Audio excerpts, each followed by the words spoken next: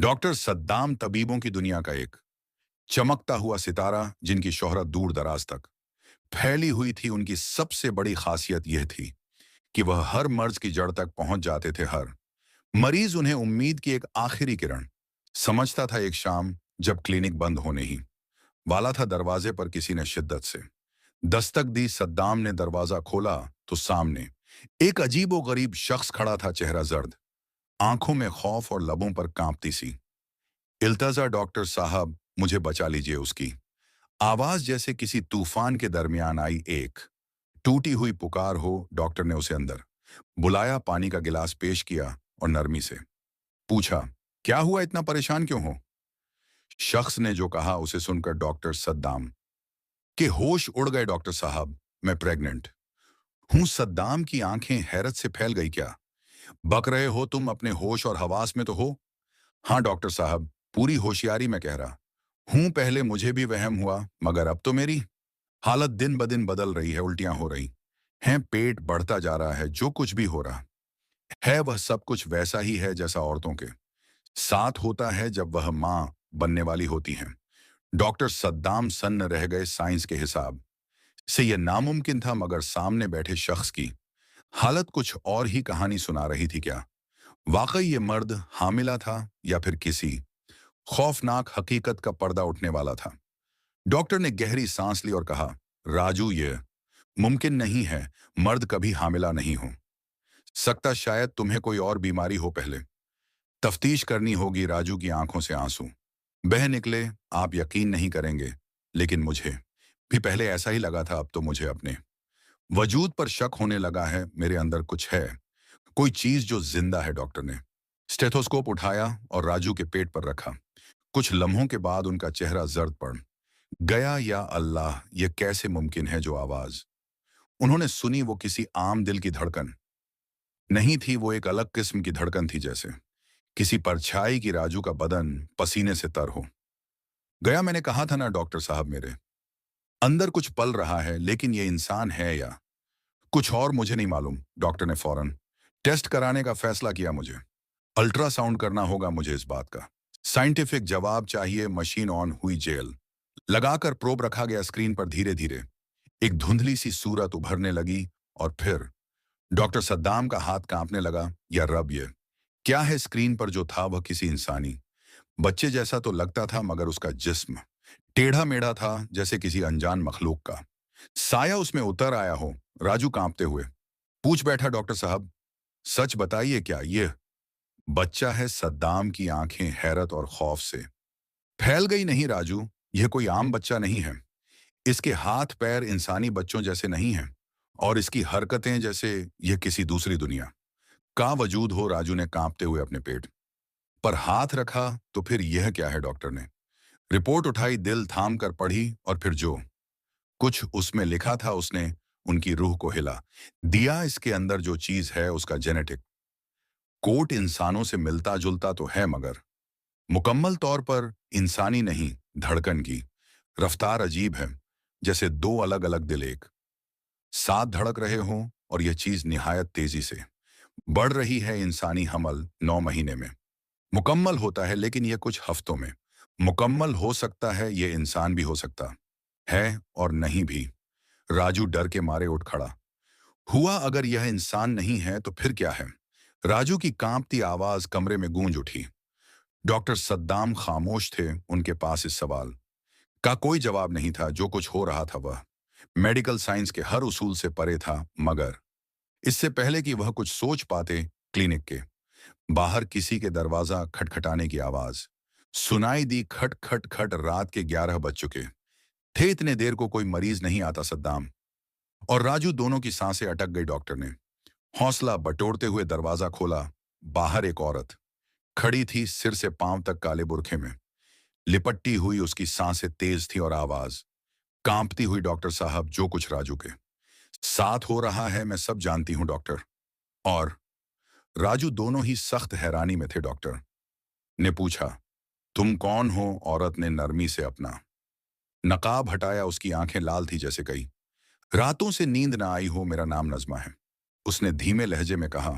और जो राजू के साथ हो रहा है वह मर्ज नहीं, एक बदला है बदला। राजू की रूह कांप उठी।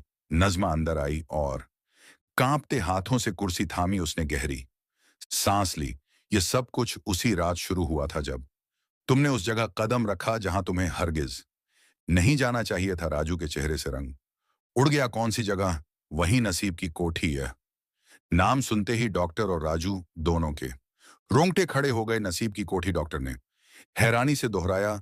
ये नाम तो कभी सुना ही नहीं। नज़्मा की आंखों में खौफ उमड़ आया। उसने नीची नजर कर कहा, डॉक्टर साहब वो कोई आम हवेली नहीं थी। वहां बरसों पहले एक औरत रहा करती थी, रजिया बेगम, बेहद खूबसूरत, मगर बदनसीब उसकी कोख कभी आबाद नहीं हुई। कहते हैं उसने खुदा से ऐसी दुआ मांगी जो कभी मांगी ही नहीं जानी चाहिए थी। कैसी दुआ? राजू ने घबराई हुई आवाज में पूछा। उसने औलाद की दुआ नहीं मांगी। उसने ये मांगा था कि चाहे जैसे भी हो वो मां बने, फिर चाहे कायनात के कानून ही क्यों ना टूट जाए।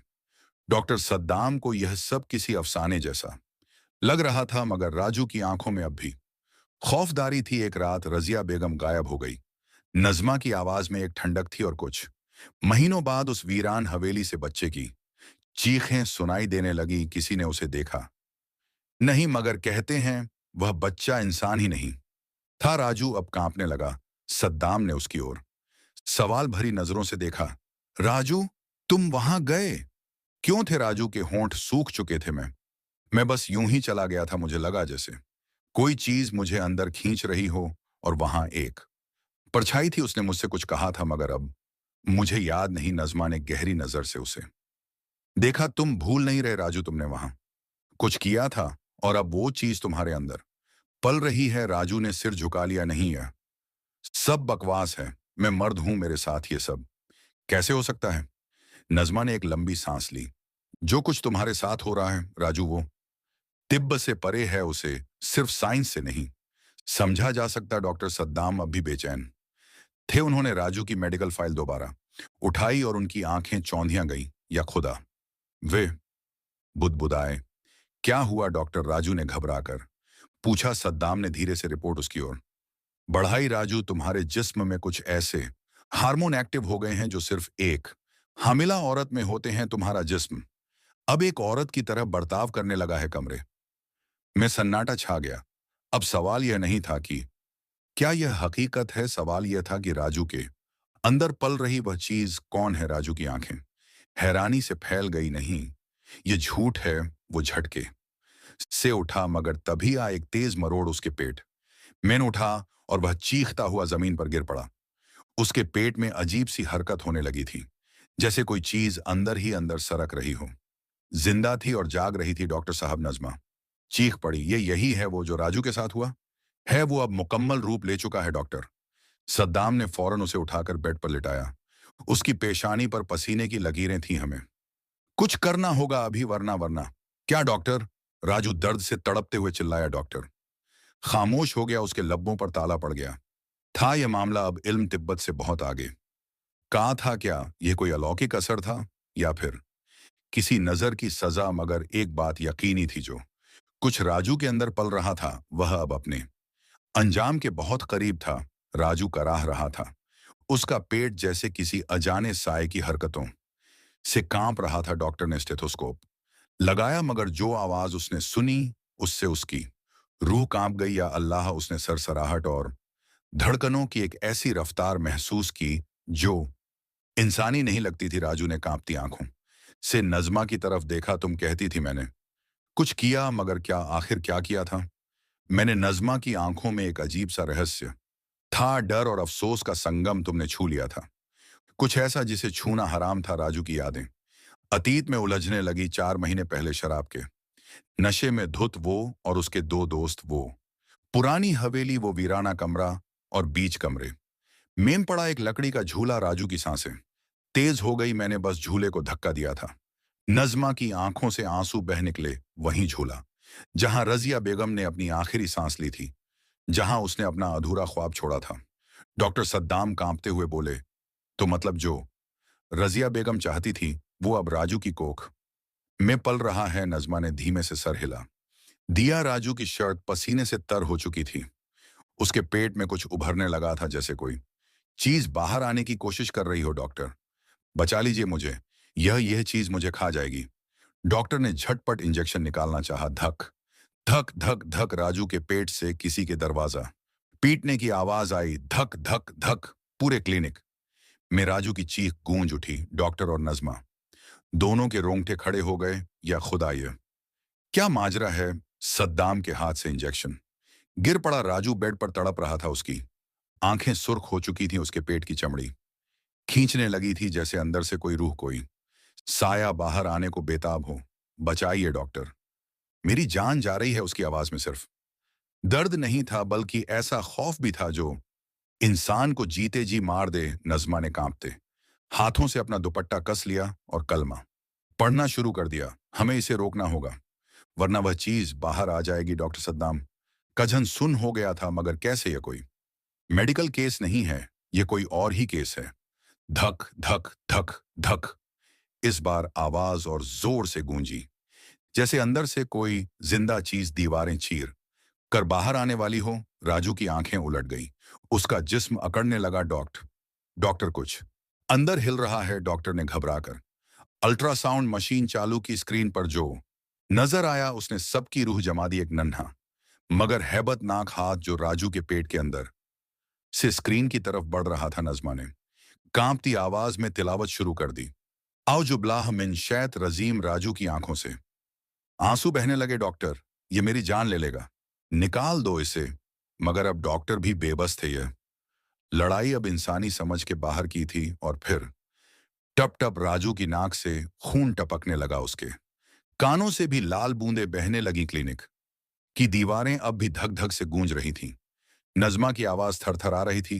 होंठ कांपते हुए बोले, अब बहुत देर हो चुकी है। जो भी अंदर है वह अब बाहर आने को है। डॉक्टर सद्दाम ने बेताबी से कुछ सोचने की कोशिश की, मगर तभी क्रैक। राजू का पेट अंदर से बुरी तरह हिला, जैसे किसी ने जोर से भीतर से ठोकर मारी हो। आ हा हा। राजू की दर्दनाक चीख से कमरा गूंज उठा। उसके पेट की चमड़ी के नीचे कुछ सरसराने लगा था। काली साया सी कोई चीज जो बाहर आने को बेताब थी। क्या वह बाहर आ जाएगी या राजू की जिंदगी अब यहीं खत्म हो जाएगी? राजू का जिस्म अकड़ चुका था। पेट की चमड़ी के नीचे साफ साफ हलचल दिख रही थी। डॉक्टर सद्दाम ने घबराकर स्केल पे उठाया। हमें इसे फौरन रोकना होगा, वरना धड़ाम। अचानक क्लिनिक की सारी लाइट्स बंद हो गई। अब सिर्फ एक ही आवाज थी, राजू की तड़पती हुई सांसें। नज़मा ने घबराकर या अल्लाह कहा और उसकी नजरें अब भी अल्ट्रासाउंड स्क्रीन पर जमी थी। मगर जो उसने वहां देखा उससे उसकी रूह तक जम गई। स्क्रीन पर अब सिर्फ हाथ नहीं था, वो हाथ और बड़ा हो गया था। और अब वहां एक चेहरा भी था, एक झुर्रियों से भरा हुआ अजीबोगरीब चेहरा, जिसकी आंखें कोयले जैसी स्याह थीं और वह सीधा नज़मा की आंखों में झांक रहा था। नहीं नहीं, यह मुमकिन नहीं। नज़मा हकलाकर पीछे हट गई। डॉक्टर सद्दाम ने टॉर्च जलाने की कोशिश की, मगर अफसोस बैटरी मर चुकी थी। राजू के शरीर में एक जोरदार झटका आया। उसका पेट अब इस कदर उभर आया था कि लग रहा था जैसे किसी भी लम्हे फटकर कुछ बाहर निकल आएगा। डॉक्टर सद्दाम हिम्मत करके पास जाने ही वाला था कि तभी राजू की आंखें पूरी तरह सफेद हो गई। उसके होंठ फड़फड़ाए और एक अजीब सी आवाज निकली, मां मैं आ रहा हूं नज़मा। और डॉक्टर सद्दाम के जिस्म में खून जम गया। राजू की गर्दन धीरे धीरे पीछे लुढ़क गई। उसकी सांसें थमने लगी। नहीं राजू, होश में आओ। डॉक्टर सद्दाम ने उसे जोर से हिलाया, मगर राजू का जिस्म अब ठंडा पड़ चुका था। क्या वो मर रहा था या कुछ और हो रहा था? फट। राजू के पेट की चमड़ी पर एक लंबी दरार पड़ गई। अंदर से कुछ बाहर झांकने लगा। दरार गहरी होती चली गई और फिर एक अजीब सिकुड़ा हुआ हाथ धीरे धीरे बाहर आने लगा। उसकी उंगलियां काली टेढ़ी मेढ़ी और नुकीले नाखूनों से भरी थी। नज़मा की सांसें थम गई। या अल्लाह, यह इंसान नहीं है। डॉक्टर सद्दाम ने कांपते हुए राजू की नब्ज टटोली, मगर अब उसका जिस्म बेहिस हो चुका था। राजू, होश में आओ। मगर उसकी आंखें अब भी सफेद थीं, जैसे उसकी रूह कहीं और जा चुकी थी। कमरे में अचानक एक खरखराहट गूंजी, एक घुटी घुटी सी आवाज जो किसी दूसरी दुनिया से आ रही थी। और अब वो हाथ पूरी तरह बाहर आ चुका था। उसके साथ एक सिर भी झांक रहा था, मगर वो सिर इंसानी नहीं था। झुर्रियों से भरा चेहरा, एक बुढ़िया जैसा, मगर आंखों में जिंदगी का नामो निशान नहीं। नज़्मा चीख पड़ी, ये तो रजिया बेगम है। डॉक्टर सद्दाम के रोंगटे खड़े हो गए। राजू का जिस्म अब पूरी तरह ठंडा था, मगर जो कुछ अंदर से बाहर आ रहा था वो किसी अधूरी रूह का अधूरा वजूद लग रहा था। अचानक कमरे की लाइट्स दोबारा जल उठी और उसी लम्हे सब कुछ खामोश हो गया। राजू बेहोश पड़ा था, उसका पेट बिल्कुल वैसा था जैसे कुछ हुआ ही ना हो। नज़्मा और डॉक्टर सद्दाम ने एक दूसरे की तरफ हैरानी और खौफ से देखा। क्या वो चीज वापस चली गई? डॉक्टर सद्दाम ने हड़बड़ाकर कहा। नज़्मा ने कांपते हुए राजू की तरफ देखा। राजू अब भी बेहोश था, मगर उसके होठों पर थी एक हल्की सी मुस्कान। खत्म नहीं हुआ। नज़्मा की आवाज कांप रही थी। अब भी कहीं अंदर जिंदा है? डॉक्टर सद्दाम ने माथे से पसीना पूछा। अगर वह पूरी तरह बाहर नहीं आई तो अब राजू के साथ क्या होगा?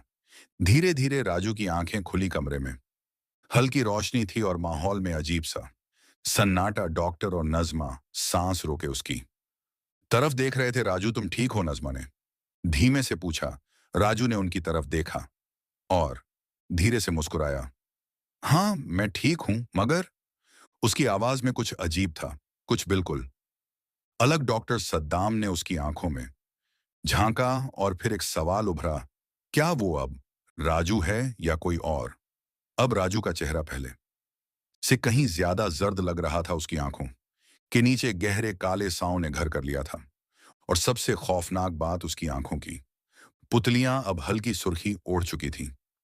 राजू, तुम्हें कुछ याद है? डॉक्टर सद्दाम ने घबराई हुई आवाज में पूछा। राजू ने सिर झुकाया, जैसे किसी पुरानी याद को पकड़ने की कोशिश कर रहा हो। फिर धीरे से बोला, वो आ चुकी है। नज़्मा और डॉक्टर सद्दाम का खून सुन पड़ गया कौन? राजू ने अपनी हथेली धीरे धीरे खोली। हथेली के ठीक बीचों बीच एक अजीब सी स्याह नक्श उभर रही थी, जैसे किसी ने उसकी खाल के नीचे काली स्याही का झर भर दिया हो। रजिया बेगम अब मुझ में है नहीं। नज़्मा घबरा कर चीख उठी। यह नाम मत लो, वो औरत मर चुकी है। राजू ने उसकी तरफ देखा। उसकी हल्की मुस्कान अब ठंडी हंसी में तब्दील हो चुकी थी। मर चुकी थी, लेकिन मैंने उसे छू लिया था। मैंने उसका झोला हिला दिया था और अब वह मेरी रगों में बह रही है। डॉक्टर सद्दाम बुरी तरह कांप गया। नहीं, यह सिर्फ दिमाग ही असर है। हमें तुम्हारे कुछ और टेस्ट करने होंगे, मगर उससे पहले कि वह कुछ करता, राजू सीधा उठकर बैठ गया। अब मेरी टेस्टिंग का कोई फायदा नहीं। डॉक्टर, उसकी आवाज में अब एक अजनबी सेहरन थी, क्योंकि अब मैं सिर्फ राजू नहीं हूं। नज़्मा की आंखों से आंसू गिरने लगे। नहीं, हम तुम्हें इससे निकालेंगे, हम तुम्हें बचाएंगे। मगर राजू ने गहरी सांस ली और हल्की मुस्कान दी। अब देर हो चुकी है।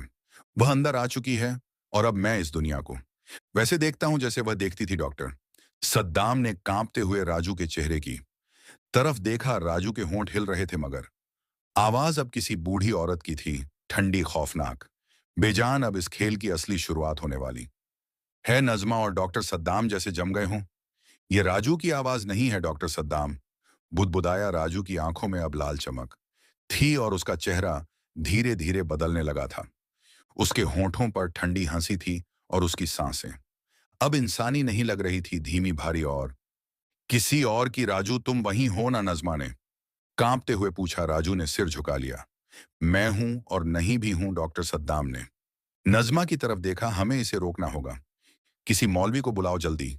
मगर तभी धड़ाम, कमरे का दरवाजा अपने आप जोर से बंद हो गया।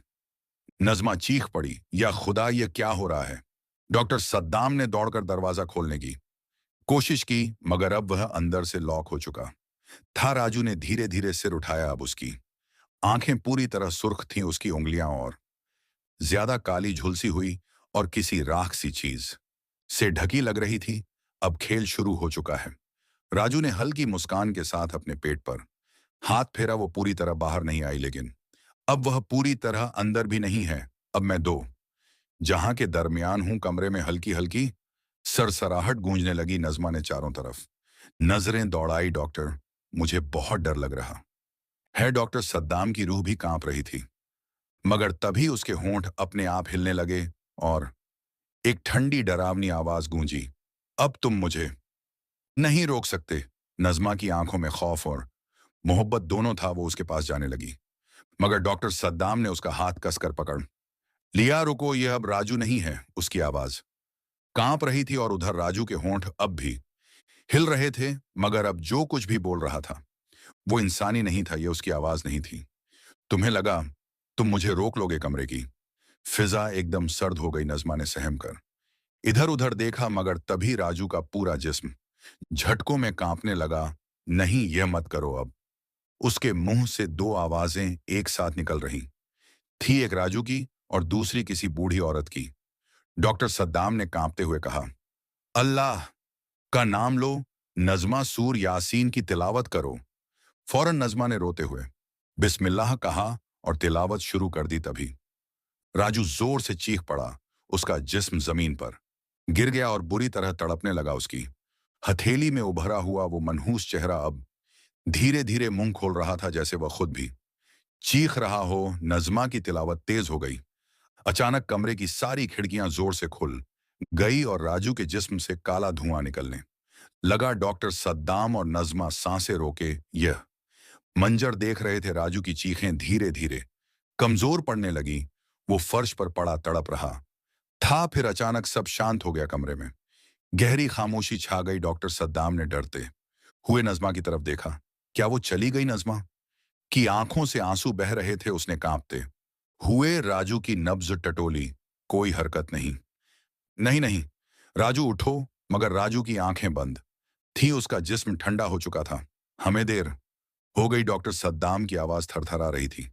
तभी राजू के होंठ हिले। नज़मा और सद्दाम की सांसें थम गई। राजू की आंखें धीरे धीरे खुली, मगर अब भी वह लाल चमक रही थी। कमरे में घना सन्नाटा था। क्या वह अब भी राजू था, या अब वह कुछ और बन चुका था? नज़मा ने कांपते हुए उसका हाथ थामा। राजू, क्या तुम हमें सुन सकते हो? राजू ने धीरे धीरे अपनी उंगलियां हिलाई। फिर एक धीमी मगर भारी आवाज निकली। नज़मा, डॉक्टर सद्दाम ने राहत की सांस ली। अल्हम्दुलिल्लाह, लगता है अब वो ठीक है। मगर तभी राजू मुस्कुराया, एक ठंडी बेजान सी मुस्कान। लेकिन मैं राजू नहीं हूं नज़मा। और डॉक्टर सद्दाम का खून जम गया नहीं, ये सच नहीं हो सकता। नज़मा चीख उठी। राजू ने अपनी उंगलियां फैलाई। उसकी हथेली अब पूरी तरह स्याह हो चुकी थी और उसके नाखून लंबे और नुकीले हो गए थे। तुमने समझा, सिर्फ तिलावत से मैं चली जाऊंगी। अब आवाज राजू की नहीं थी, वो थी रजिया बेगम की आवाज। डॉक्टर सद्दाम पीछे हट गया। या अल्लाह, इसका मतलब वो पूरी तरह निकली ही नहीं। अब बहुत देर हो चुकी है। राजू उठा और धीरे धीरे आगे बढ़ने लगा। नज़मा पीछे हटी, मगर उसकी आंखों से आंसू बह रहे थे। नहीं, तुम मेरे राजू हो, मैं तुम्हें जाने नहीं दूंगी। राजू ने उसकी तरफ देखा। एक लम्हे को उसकी आंखों में फिर वही पहचानी सी नरमी लौट आई। नज़मा, भाग जाओ इससे पहले कि मैं तुम्हें चोट पहुंचा दूं। डॉक्टर सद्दाम ने फौरन दरवाजे की तरफ दौड़ लगाई और नज़मा को खींचते हुए कमरे से बाहर निकाला। धड़ाम, दरवाजा जोर से बंद हो गया। अंदर से सिर्फ एक तेज डरावनी हंसी सुनाई दी और फिर सन्नाटा। नज़मा और डॉक्टर सद्दाम बाहर खड़े थे, सांसें तेज और दिल कांपता हुआ। क्या क्या वो चली गई? डॉक्टर सद्दाम की आवाज कांप रही थी। नज़मा ने सिर हिलाया। पता नहीं, मगर एक बात तो तय है, जो भी था अब वह सिर्फ राजू नहीं रहा। अंत अब एक नई शुरुआत। दोस्तों, यह कहानी यहीं नहीं रुकती है। सिलसिला अभी बाकी है।